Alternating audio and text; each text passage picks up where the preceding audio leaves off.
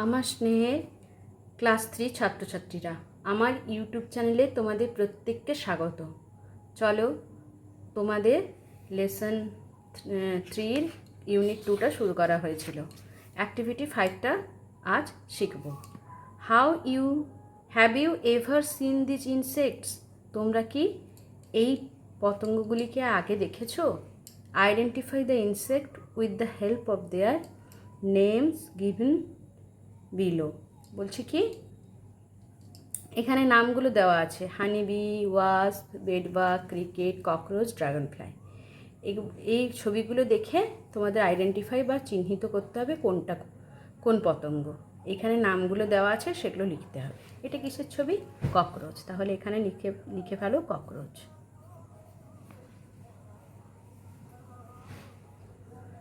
তারপর এটা দেখো, এটা কিসের ছবি? এটা হবে ওয়াস্প। ওয়াস্প মানে বোলতা। ককরোচ মানে তো জানো আরশোলা। এটা কিসের ছবি? এটা হচ্ছে ছারপোকা। তাহলে কি হবে? বেডবাগ।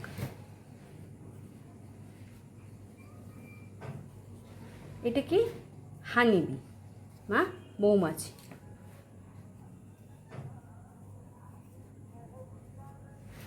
এটা দেখো, এটা কি? ফড়িং। এটার ইংরেজি হচ্ছে ড্রাগন ফ্লাই।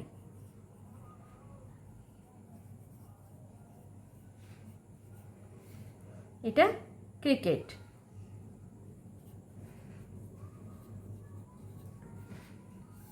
এবার দেখো, একটা রাইম আছে, রাইমটা পড়া যাক।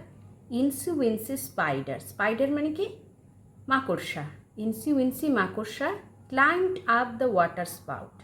ক্লাইম্বড আপ মানে ওপরে ওঠা, স্পাউট মানে জলের কলের মুখটা, যেটা দিয়ে জল বেরোয়। ডাউন কেম দ্য রেন, বৃষ্টি এলো।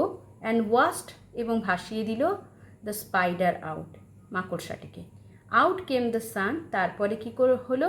সূর্য উঠলো বা সূর্য বেরোলো। And dried up all the rain, এবং শুকিয়ে গেল বৃষ্টি। সো ইনসি উইনসি স্পাইডার, তাই ইনসি উইনসি মাকড়সাটি ক্লাইম্বড আপ, পুনরায় উঠল, দ্য স্পাউট এগেন। এগেন মানে পুনরায়, ক্লাইম্বড আপ মানে ওপরে ওঠা, দ্য স্পাউট মানে জলের কলের মুখটা। ঠিক আছে, খুব মজার। কি হলো? মাকড়সাটা উঠছিল জলের কলের মুখটা বেয়ে, হঠাৎ করে কী এলো? বৃষ্টি এলো, তাকে ভাসিয়ে দিল। তারপরে আবার কি হলো? সূর্য উঠলো। সূর্য উঠে কি হলো? জলগুলোকে, বৃষ্টির জলগুলোকে শুকিয়ে দিল। জলটা শুকিয়ে যাওয়ার ফলে কি হলো? মাকড়সাটি আবার পুনরায় সেই ওয়াটার স্পাউটের উপরে উঠলো। চলো এবার এটা থেকে কঠিন কঠিন কি শব্দগুলো দেখে নিই। স্পাইডার। স্পাইডার মানে মাকড়সা। ক্লাইম্বড আপ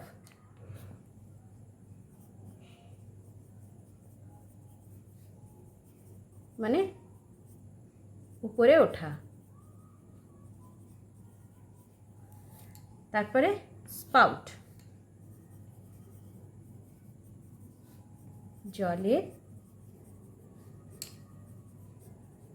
কলের বা নলের মুখ। ওয়াস্ট মানে ভাসিয়ে দেওয়া, ভাসিয়ে দিল। তারপরে আর কি আছে? এগেন। এগেন মানে আবার বা পুনরায়।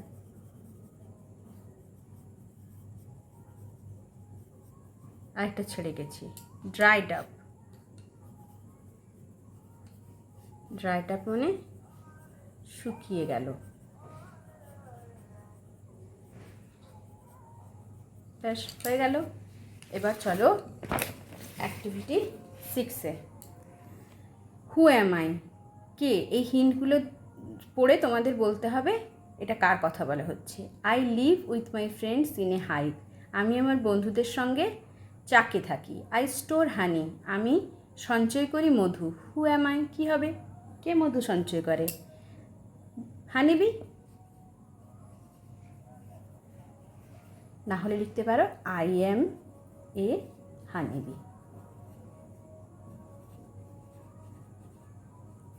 তারপর বলছে কি? I work very hard. আমি খুব কঠিন শ্রম করি। I store food for the future, আমি ভবিষ্যতের জন্য খাদ্য সঞ্চয় করি। হু এম আই, তাহলে কী হবে?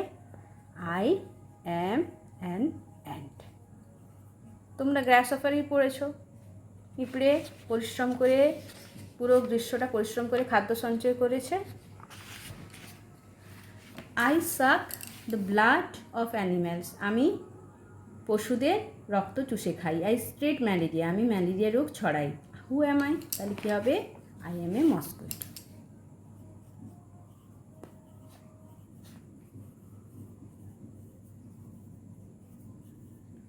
তারপর কি বলছে? আই এম ভেরি স্মল, আমি হই খুব ছোট। আই গ্লো ব্রাইটলি, আমি আলো দিই উজ্জ্বলভাবে। ইন দ্য ডার্কনেস, অন্ধকারে। হু অ্যাম আই? আই অ্যাম এ গ্লোয়ার।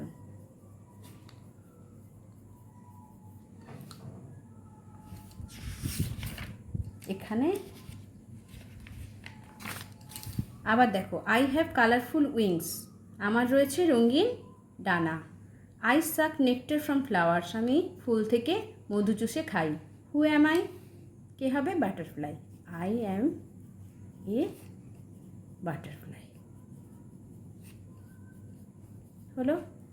এবার অ্যাক্টিভিটি 7, লেটস রাইট 4 সেন্টেন্সেস। চলো লিখি 4টা বাক্য অ্যাবাউট ওয়াস্প, একটা বলতা সম্পর্কে। With the help of the following words, এই নিম্নলিখিত শব্দগুলির সাহায্য নিয়ে। Common, yellow, sharp sting, 4 wings, buzzing sound, ওয়াবসাই। তাহলে কী হবে? দেখো কিছুটা লেখা আছে। You may begin like this, the wasp is a common insect, it is yellow in colour, it has, কী আছে? ইট হ্যাজ, এখানে কি বলেছে? 4 উইংস লিখতে পারো, বা it has 6 legs and 4 wings.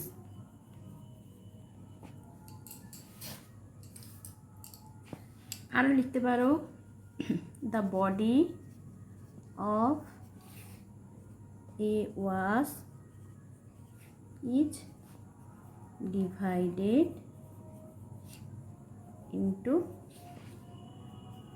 3 parts. Head, কী কী সেগুলো? Head, abdomen and thorax. হয়ে গেল। আর কি বলছে? Sharp sting, বাজিং sound. তাহলে ইট বিল্ডস ওয়াস্প হাইভ।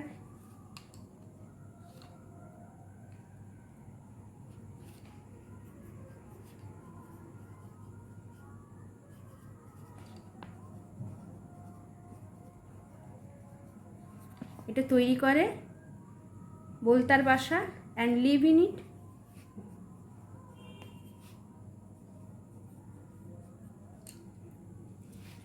আর কি করে বলতা কামড়ায়?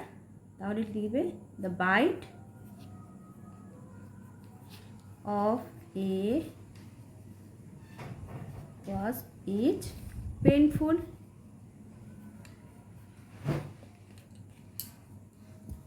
আর কি বলছে? Buzzing sound. তাহলে কি লিখবে? It makes buzzing sound. ব্যাস, তোমাদের 4 লাইন্স লিখতে বলেছি, যথেষ্ট লেখা হয়ে গেছে। তাহলে আজ এতটা পর্যন্তই থাক।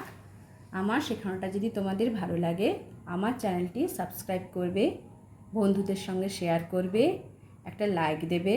আর তোমাদের যদি কোনো প্রশ্ন জানার থাকে বা তোমাদের কিছু জানার থাকে, আমাকে কমেন্টে জানাতে পারো।